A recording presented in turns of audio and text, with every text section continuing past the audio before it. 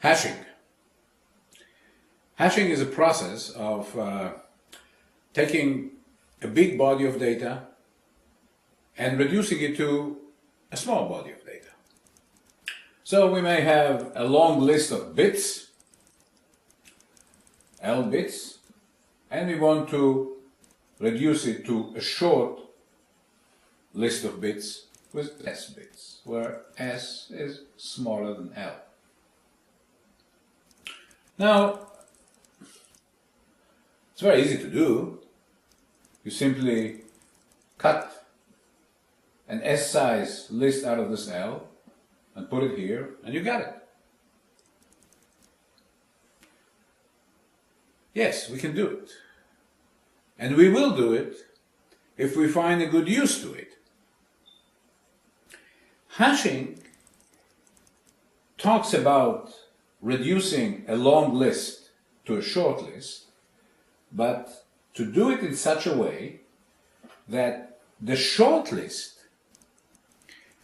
bears witness to what this long list was.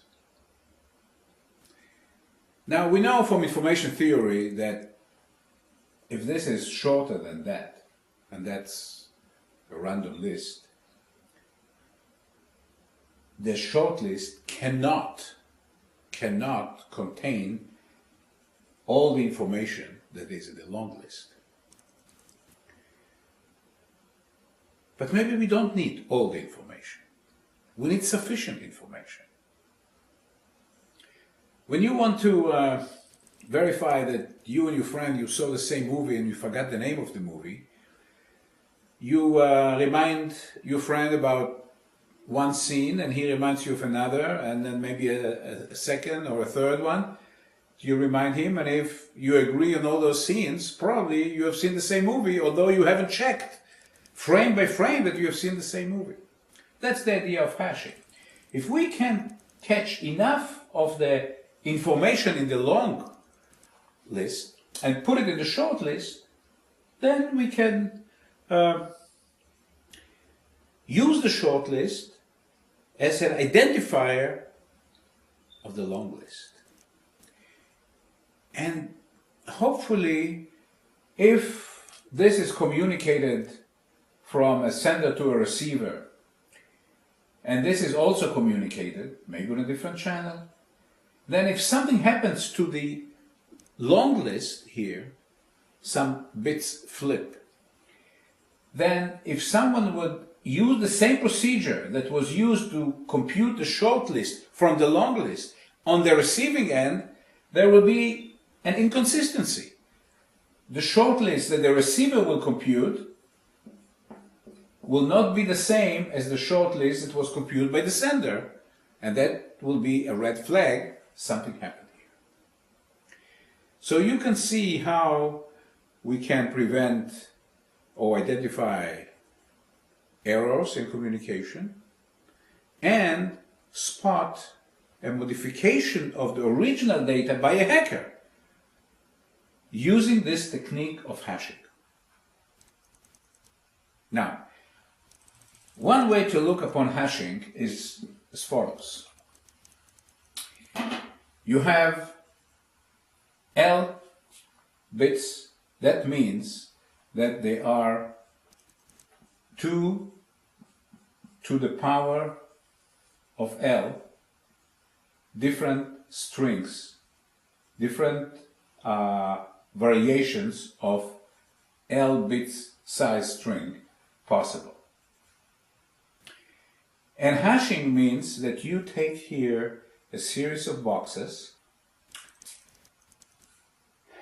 and you are throwing each of these 2 to the power of L items into one of those boxes. You create an association between the long list, which is one variation of it here, and a basket, one of the S basket where you put it. Since S is smaller than L, necessarily each box is on average, will have more than one of those items in it. Because if I start counting from here, 1, 2, 3, I come here to 2 to the power of s. And then each of them up to here chose a different box. Now, the item of 2 to the power s plus 1 has no new box to go into.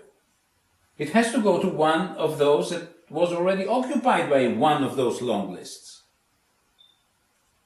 And on average, you have 2 to the power of L minus S strings that share a particular box. That means that if I communicate this particular string to Alice, and I tell her, Alice, this string, when you do the algorithm that finds which one of those boxes it fits here to box, let's say 104. Then, if a hacker will take the next one that fit into this box, when Alice will receive this, and she will compute the algorithm, she will find, hey, this is this box that it fits to. It's not the box that Gideon told me it will fit into. Problem. However, since there are 2 to the power of L minus S strings here that all fit into the same box, if the hacker is smart enough and can figure out which of the other items here will fit into the same box, he will be able to exercise his mischief without being detected. Because Alice will take this other item here, compute which box it is associated with, and it will be the same box that I told her that my message was associated with. So here are the battle. Here's the front. Here's the battlefield. We are trying to use this identification of this box, which is the hash. There are 2 to the power of s possibilities here, in order to tell the recipient which is the message that we sent. And we want to do it in such a way that the hacker will not be able to find any of these messages that will fit here. We want those messages to be a needle in a haystack for him. But do remember, and it's fundamental to hashing. Hashing, by its very nature, is crackable. Because a hacker can find a large number, in general, of other messages that will fit into the same hash. And now we will see how do we build an algorithm that will associate 2 to the power of L options into 2 to the power of S baskets in such a way that the hacker, if he does mischief, we will catch it. So now, that is what we are trying to do, to find out how to build an algorithm to associate this long list with one of those baskets. So several or many of those long lists share the same basket.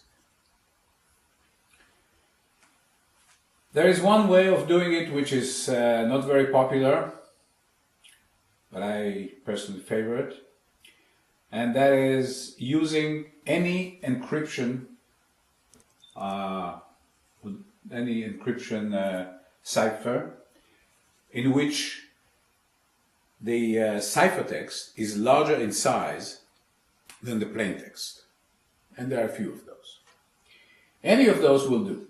You take the long list here and you put it through this encryption cipher on a decryption part, and you get a plaintext that is smaller in size. If this was L, this is L prime. Then you take this plaintext and you feed it into another round of this encryption algorithm, again on the decryption side, and get a smaller string. And you keep doing it until you get the hash. And then you have the strengths of the encryption to prevent someone from reversing it, and except brute force will have a hard time breaking the hash. The more common way is more in tradition of how DES and AES and symmetric cipher are built. You take a long list, you cut them to blocks, and you treat it block by block. Here is the overall configuration that the vast majority of hash algorithms subscribe to. You take an initial string or initial value of the hash, call it S0, and you feed it into a mixing algorithm that will take in the first block out of the long list L, which has an agreed upon n bits, and takes here the s bits here and the n bits here, n plus s bits. It mixes them and outputs s bits as the first iteration of the initial value of the hash. S0 becomes S1. And then S1 is mixed with the next block on the long list L. And again, you have S bits coming from here, N bits coming from here, and what comes out is S bits iteration number 2. And it keeps on going. When you finish all the blocks, you get a hash. That's the overall configuration. Now you see that this configuration ensures that the value of the hash will depend on the value of all the bits here. You change one of those bits and it will change the mixing in the proper box, and it will change the hash. The trick is to make it in such a way that if you change one bit here, you get a completely different hash, so that you cannot do a proximity analysis. Oh, we're getting close, we're getting close. That's what you're trying to prevent. So that is the challenge here. And basically what we have here is some kind of several rounds of substitution and transposition, and the primitive XOR or AND or OR, etc.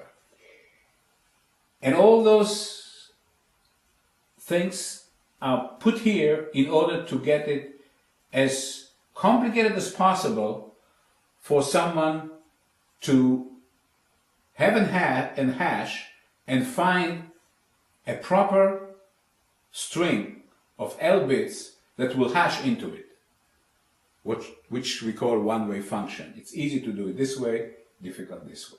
And there are some constraints that you want to do it very fast because you want to use those signature, we call them, those hash on a fast trafficking stream of data. And so that's a limit on the computational load. And that's one of the requirements for the hashes. For many years, Riva's Mission Digest 4, mission replaced by Mission Digest 5, was ruling the day. And then somebody came with some publications that showed some weaknesses. So this was upgraded to a secure hash algorithm 1, which ruled the day for quite some time. And eventually was replaced by SHA-2 to be replaced by SHA-3, which just shows you that a hash algorithm is kind of doomed to be broken, because there are so many ways to compromise it. There are so many candidates to compromise it. Just the question here is, do we hide the needle in the haystack well enough, or can the hacker find the needle despite our hiding? This erosive intractability of the hash algorithm is very important, especially in an application that is very celebrated recently for the Bitcoin new currency, which is based on this. That means that if this is cracked, all your investment in Bitcoin can go poof. We will see later a few more traditional applications for hashing.